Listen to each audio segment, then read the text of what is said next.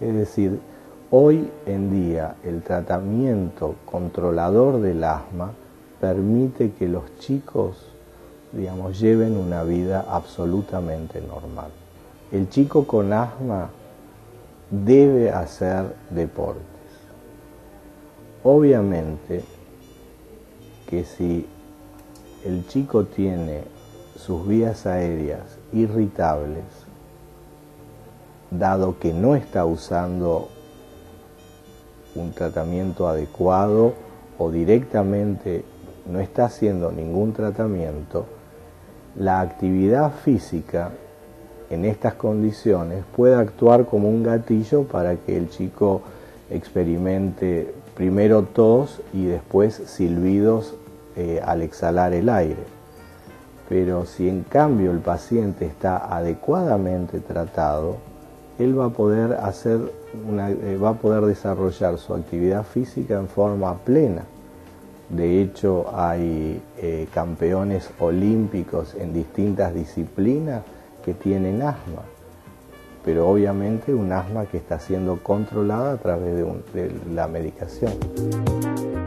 Y nos metemos en la temática del rotavirus. Ya te contamos que este virus causa diarrea y deshidratación en los niños. Entonces, la clave está acá, cómo prevenirlo. Entonces te vamos a contar un mecanismo clave, que son las vacunas, para que este rotavirus no entre en la vida de tu hijo. Y otro tema importante, que esto se da en los chicos más chiquitos. Por eso la vacunación es fundamental iniciarla a partir de los 2 meses.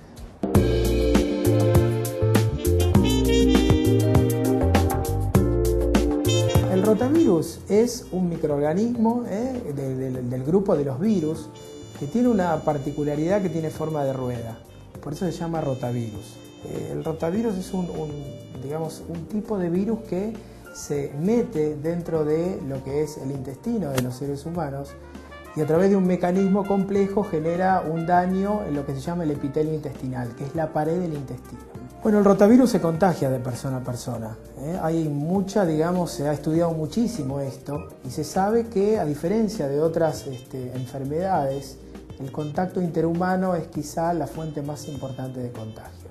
Por lo cual es muy importante que las personas, tanto en las casas, en los colegios y en cualquier comunidad, tengan una alerta en términos de lo que es la prevención de contagio.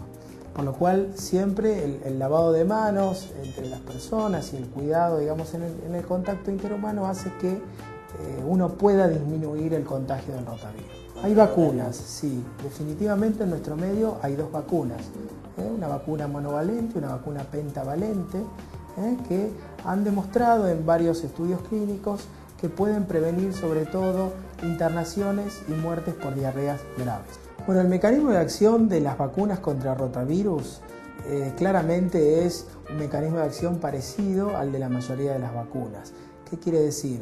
Que a través de unos componentes que tienen las vacunas que se parecen a los rotavirus pero que no generan la enfermedad, van a desarrollar anticuerpos en el organismo de las personas que van a proteger de infecciones futuras por este virus. A diferencia por ahí de la mayoría de las vacunas, también vale la pena decir que estas se dan por boca, porque es importante que lleguen al intestino para poder empezar en esa región lo que es la respuesta inmunitaria de la prevención. Los síntomas asociados a rotavirus pueden ser desde muy leves hasta casos muy graves. Yo diría que nosotros en general estamos muy alertas a lo que son diarreas importantes. Para los casos graves, las deposiciones acuosas pueden ser hasta 10 por día. Muchas veces se acompaña de fiebre y vómitos. Si los vómitos no se pueden controlar mediante la hidratación precoz cuando empiezan, algunos pacientes pueden internarse. Se sabe que las personas, las madres que tuvieron esta infección por rotavirus, pueden proteger a sus hijos a través de los anticuerpos que pasan durante el embarazo a la placenta, sobre todo en el primer mes de vida. La recomendación internacional es vacunar a partir de las 6 semanas de vida y no extender en el esquema de vacunación más allá de los 8 meses de vida. Hay 2 esquemas, uno de la vacuna monovalente, que son a los 2 y a los 4 meses, y el esquema para la vacuna pentavalente es a los 2, 4 y 6 meses. El virus, cuando entra en el cuerpo, llega al intestino, se instala en el intestino, se mete dentro de las células del intestino, que es como si fuera los ladrillos de una pared, y a partir de ahí, por un mecanismo complejo, va a generar un daño en lo que es el cepillo del intestino. El cepillo del intestino viene a ser como una especie de esponja que favorece la absorción de agua y micronutrientes, que se va a dañar. Todo esto trae como resultado que los pacientes empiecen a tener diarreas con importante pérdida de agua. Cuando hablamos de presión arterial, hablamos de la presión que ejerce la sangre sobre la pared de las arterias. Cuando esta aumenta demasiado, hablamos de hipertensión arterial. Entonces, esto en el embarazo, vos por ahí no tuviste nunca presión, pero te embarazás y una de las cosas que puede aparecer es la presión alta. Entonces, es fundamental que vos te la controles durante el embarazo. Y si esta llega a aumentar, tu médico va a saber qué hacer. Pero para que vos estés más informada, te lo vamos a contar en este informe.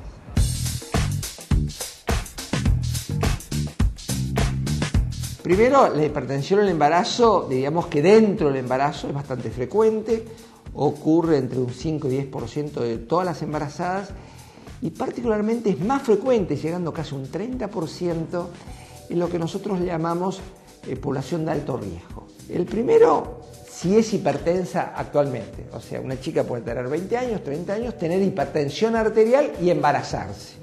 Bien, entonces puede tener más riesgo de desarrollar lo que se llama una preeclampsia, que es una hipertensión provocada por el embarazo.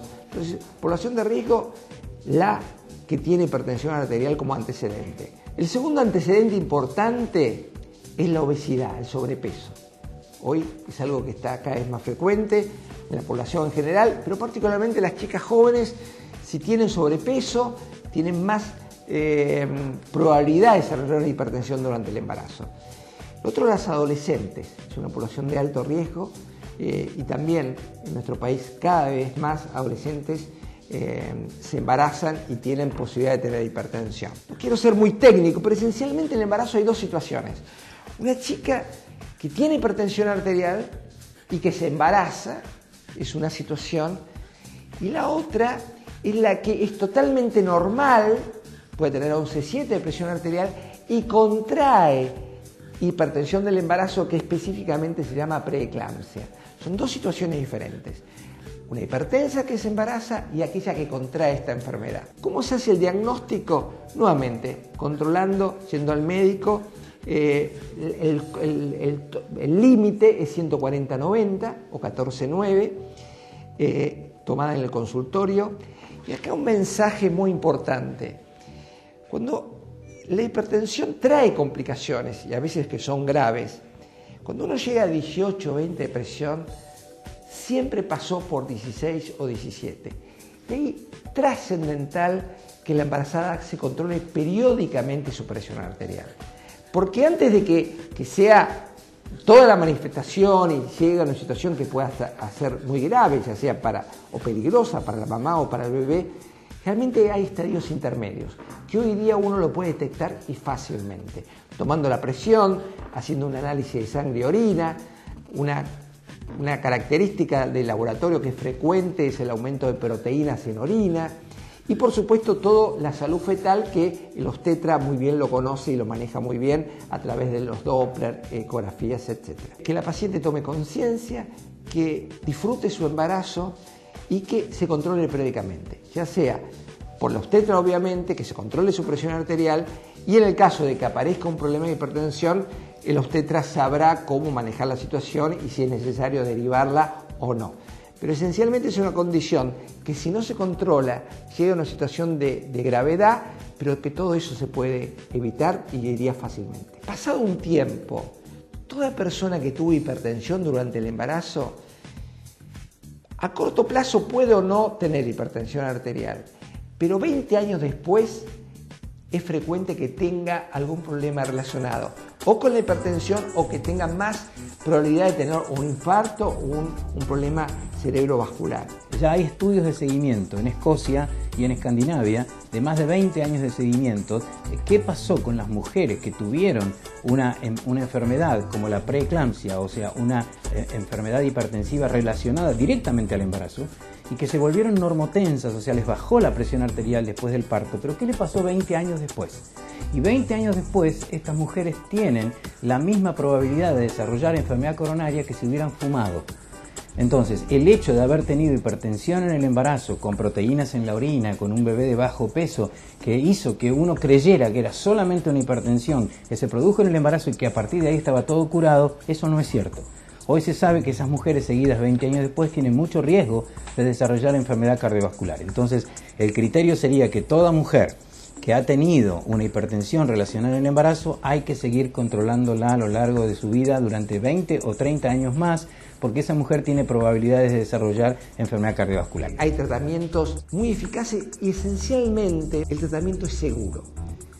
Hay drogas, particularmente un par de ellas, que han demostrado en 50 años ser totalmente seguras para la mamá y, lo más importante, para su bebé. Los fármacos en el embarazo los conocemos muy bien, los usamos hace muchos años y son seguros. El momento más importante para una mujer, el momento más trascendental, que es ser madre, se complicó, ya sea con una hipertensión, ella terminó en terapia o su bebé terminó en terapia intensiva, y generalmente esto genera mucha, pero mucha angustia. Es muy importante que se lo pueda manifestar a su médico, porque siempre decimos que el objetivo de esto es, cuando uno ve una embarazada de alto riesgo que tuvo algún problema, controlarle su presión durante este embarazo y esencialmente transmitirle tranquilidad, calmarle su angustia, y hoy día eso se puede. Hoy controlamos muy de cerca a la paciente junto con el obstetra, logramos controlarle su presión arterial, y hoy día tenemos todas las herramientas para que ese hijo que quiere tener y que va a tener, lo pueda tener de una forma tranquila, segura, y que lo más importante, que ese bebé con el tiempo van a hacer muy bien, y lo más importante, como siempre decimos, se va a desarrollar plenamente y en salud. Llegamos al final de nuestro programa con todos estos temas que estuvimos desarrollando. Qué importante hablar del HPV, esa enfermedad bastante frecuente que puede estar asociada al cáncer de cuello de útero, pero que sabemos que podemos prevenirla.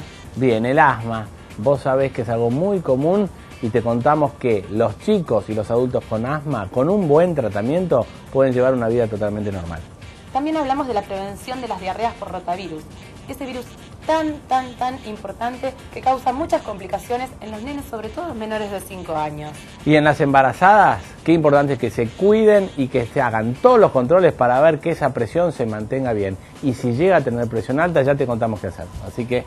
Bueno, Diego, nos veremos entonces el sábado que viene, nuevamente por Metro, a las 6 de la tarde en TV Sana. Nos vemos en una semana.